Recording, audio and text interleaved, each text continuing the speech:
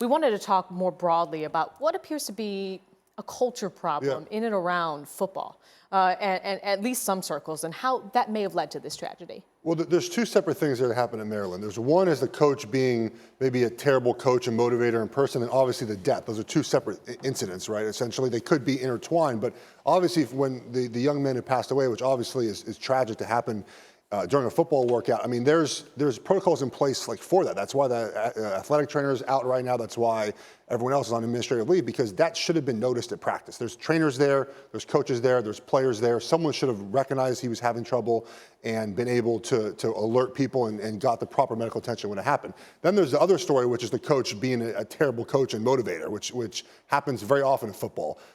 Coaches like to yell, they like to scream. They think that motivates people.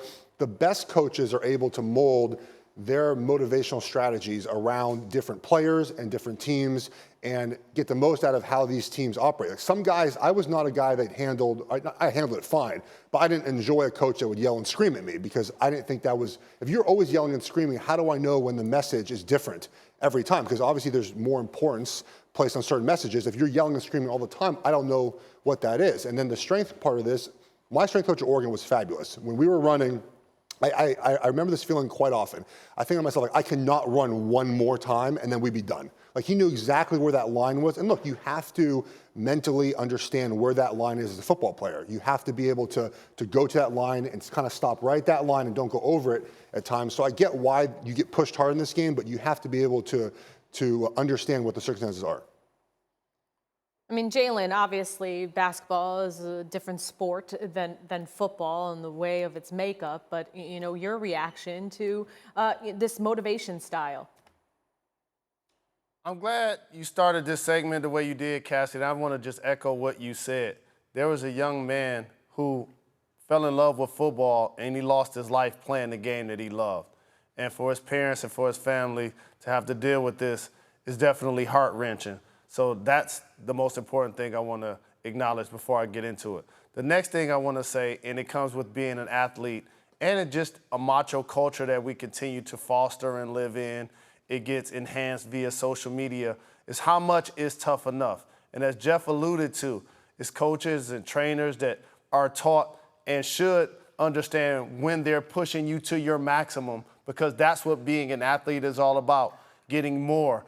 And it's unfortunate in this case for college football overall that we're going to talk about Ohio State and this tragedy in Maryland as opposed to talking about Bama and talking about Clemson, some of the brighter things that are going on in the sport, because this young man tragically lost his life. And it's not, for me, just what happens at Maryland.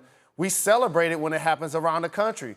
We're going to turn the page and talk about Nick Saban, who just last week came on our program where we were showing a piece on our program where he talked about players saying it was easier in the NFL than it was in college. Why is that? Because we're out there performing in 90-degree heat. And so I'm not going to necessarily say this is only about Maryland, but this did take place under their watch, and there definitely going to be some ramifications because of it. You know, I really like Jalen's final point there because I always struggle with any of these topics where it's kind of, does the outside world understand it better than the inside world? Or is the inside world, meaning football coaches, these guys that have learned this game and learned how to coach this game for generations this way, are they right and we're all the ones that understand it? And now we're talking about the issue of debt. Like, I don't even want to turn that into a debate because it feels necessarily like insensitive. But when you read the specifics where it's, okay, a player's hurt, they make him do a tug of war with other players, and they're basically dragging him. There's another kid who had a weight issue, so they made him eat candy bars while he was watching everybody else work out, which is a little bit of Full Metal Jacket. Like, when I think about that stuff, I go, is this, like, people can go horrified, like, oh, that's not normal, that's stupid, that doesn't solve anything. So is it that everyone in football is just a Neanderthal and they're doing all these tactics that are completely outdated and pointless? Well, this is just one program. It's not like this everywhere, I promise you. I mean, if guys have to gain weight, they get them protein shakes, they eat at night, like they find ways for guys to, if guys have to lose weight. This isn't uncommon. Maybe not to the extent. What, in Maryland? I would say that's across. I would say that's more uncommon than not to the way they acted at Maryland. Like, I don't think that's where slapping food out of a player's tray is why that doesn't happen. At least according to my friends, the guys I know, that has not happened at their programs. I mean, like I said, I went to Oregon. I know what happened there.